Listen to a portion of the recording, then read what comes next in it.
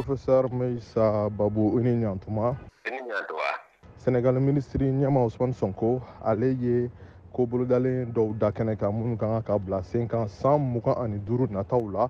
o ko bolodalenw ka laɲini de ye ka se ka dɔ bɔ Sénégal ka juru la ni ka jamana in kɔni yiriwa yala aw hakilina ye mun ye marabajɛkulu ka o ko bolodalen ninnu kan? Oui, je crois que depuis l'indépendance, on a quand même subi beaucoup de travers. Awo ne hakili la kabini an y'an ka yɛrɛma hɔrɔnya ta gɛlɛya bɛ an ka soroko la an ka jamana kɔnɔ a fɛn fɔlɔ ye de an bɛ fɛn o fɛn sɛnɛ an fɛ a t'an bɔ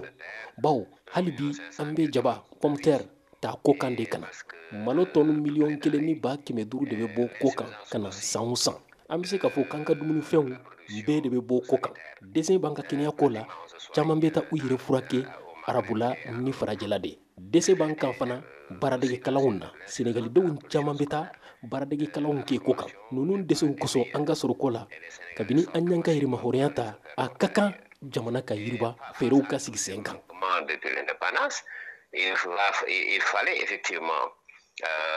mettre en branle une stratégie de développement. Maître Abdoulaye Wade a essayé avec ça. Jamana kuntigi kɔrɔ Maître Abdoulaye Wade tun ye sɛnɛ kɛ cakɛda dɔ sigi sen kan nka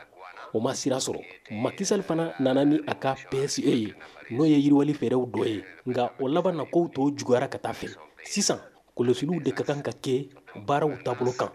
walasa soroko ka yiriwa. Une catastrophe. Il y a tellement de choses à revoir pour qu'on ait en tout cas un développement économique compétitif.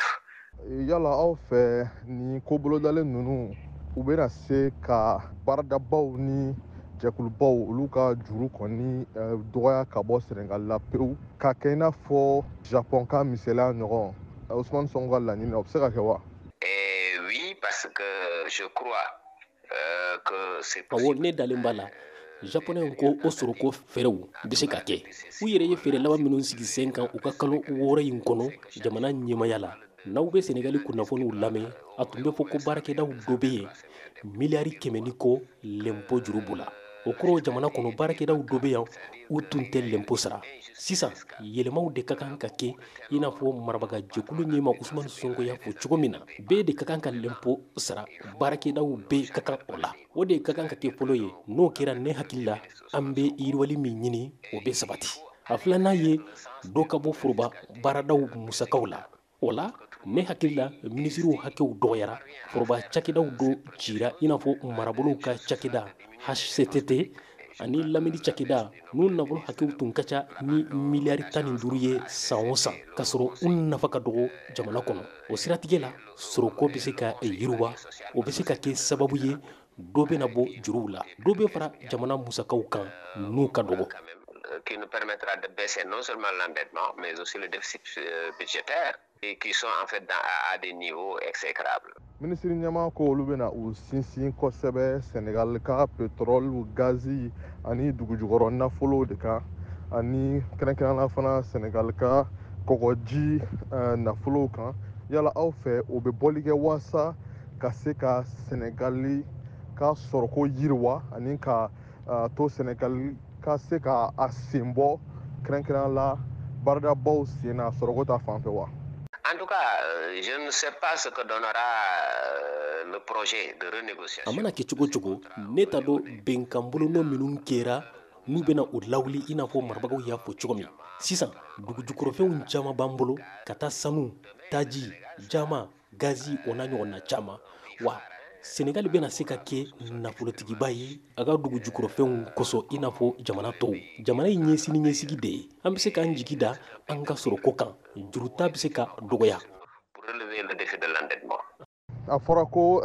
juru bɛ Sénégal la kɛmɛ sara la a bɛ taa 76 ɲɔgɔn na n'i y'a ta Sénégal ka nafolo kɔni kun kan ko marabajɛkulu min bɛ sa a y'a fɔ ko o ye Macky Sall de nɔ ye yala aw fɛ o juru min bɛ Sénégal la o tɛna se ka kɛ ŋɔni ye Sénégal sen na mun b'a to nin kobalalen ninnu tɛna se ka waleya wa? Pour le premier quinquennat, c'est-à-dire d'ici 2029, il y aura forcément des difficultés à mettre en œuvre. Ni manda fɔlɔ in kɔnɔ soroko bɛ gɛlɛya yanni san 2000 2029 cɛ o ye diyagoya de ye ka yiriwali baara ninu waleya o kɔnɔ o tɛna nɔgɔya bawo a tɛ taa nafolo caman kɔ k'a sɔrɔ an bɛ waati min juru minnu bɛ jamana na o ye kow gɛlɛya kosɛbɛ maraw ka yiriwali cakɛdaw bɛ yan baaraw ka kan ka kɛ o siratigɛw la ani ka Senegali ka baarakɛ ɲɔgɔnw caya gɛlɛya min b'an kan o sɔrɔla juru ninnu de kosɔn n'u bɛna sara san 3 walima san 4 kɔnɔ wa n'o tɛmɛna yanni san 2050 cɛ o b'a sɔrɔ juruw sarali banna kow bɛna nɔgɔya. Pour 2050, on sera plus à l'aise. Au-delà de ce quinquennat, ça ira beaucoup mieux. Professeur Meissa Babou, Initié. Merci, c'est moi.